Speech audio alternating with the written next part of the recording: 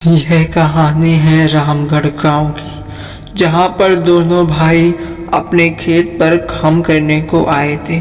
उन्हें पता ही नहीं चला पूरा दिन कैसे निकल गया। बड़े भाई का नाम रामू और छोटे भाई का नाम राकेश था। वह दोनों उस खेत से जाने लगते हैं। जैसे ही वह रास्ते में पहुंचते हैं तो उन्हें उस जंगल का छलावा याद आता है। मानो वो लेट नहीं होना चाहते थे और वो दोनों एक दूसरे से बातें कर रहे थे इस जंगल के छलावा के बारे में। वह दोनों अपने तेज कदमों से आगे बढ़ रहे थे। राकेश नौजवान था और रामू उससे उम्र में कहीं ज़्यादा और उतना ही तजुर्बा। वह राकेश आगे बढ़ता जाता है, मानो रामू को कुछ समझ नहीं आ रहा था।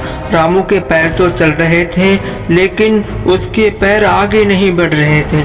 रामू तेज तेज से राकेश को बुलाता है लेकिन रामू के गले में आवाज मानो फंस सी गई हो और रामू मानो बीच जंगल में खिंचकर चला जाता है। वह तेज बोलने की कोशिश करता है लेकिन मानो उसका कोई गला पकड़ रहा हो और उसका गला पकड़ लेता है एक चुड़ैल और उसका गला पकड़कर खींचने लगती है। रामू बहुत ज़्यादा तेज तेज चिल्लाता है मानो रामू की जान निकल रही हो और फिर वह चुड़ैल उसका गला उसके धड़ से अलग कर देती है और रामू की वहीं पर मृत्यु हो जाती है। राकेश को जब तक कुछ समझ में आता, राकेश उस जंगल से बाहर आ चुका था। अब राकेश को समझ में आता है कि उसका भाई उस जंगल में बसी चुड़ैल का शिकार हो गया है। उसका भाई मानो डर के मारे वहीं रोने लगा हो और उसे कुछ समझ नहीं आ रहा था। उसे उसका भाई बहुत ही प्यारा था, इसलिए वह उठकर उस जंगल में जाने की कोशिश करता है लेकिन वह अपने आप को रोकता है और वह ठंडे दिमाग से सोचता है। फिर वह अपने कुल गुरु बाबा भामदेव के पास जाने की कोशिश करता है। वह रास्ते में सहम चुका था क्योंकि उसके साथ कुछ ऐसा घटित हो गया था। वह रास्ते में जा रहा था अपने गुरुदेव भामदेव के पास। वह रास्ता भी बहुत ही ज़्यादा खतरनाक था। वह जंगल के गुजर रहा था। जंगल पे जाते जाते मानो उसका किसी को डर ही ना हो क्योंकि वह अंदर से टूट चुका था। वह अपने गुरुजी के आश्रम पहुंच जाता है जहां पर गुरुजी अपनी साधना में लीन थे और राकेश कहता है, अरे बाबा जी गजब हो गया, गजब हो गया। मेरे भाई को किसी ने मार डाला। रामू खत्म हो चुका था। उसका भाई राकेश गुरुदेव के पास जाता है।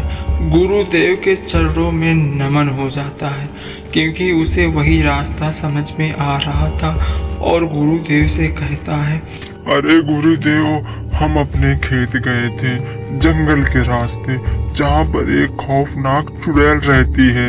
मैं और मेरा भाई साथ में ही चल रहे थे लेकिन पता नहीं चला मेरा भाई कैसे मुझसे अलग हो गया। और गुरुदेव, जैसे ही मैंने अपने पीछे पलटकर देखा तो मेरा भाई नहीं था। मैं समझ गया था कि अब वह उस जंगल के छलावा का शिकार हो गया है।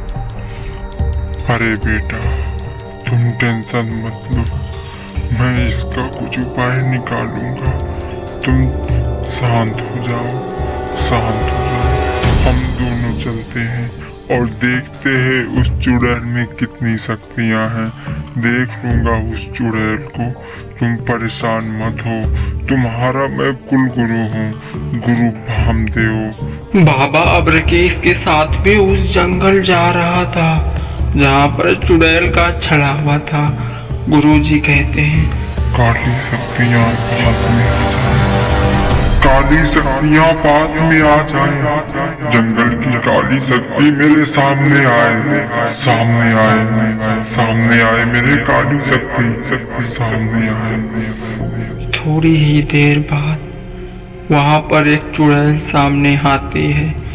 बाबा जी तो समझ गए थे अब रामू तो वापस नहीं आ सकता, लेकिन मैं इसका ज़रूर खेल ख़त्म कर दूंगा।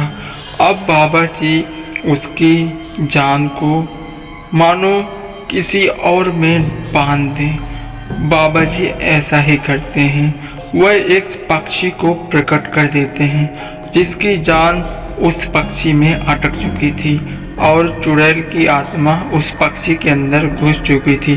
अब वह चुड़ैल कैद हो गई थी।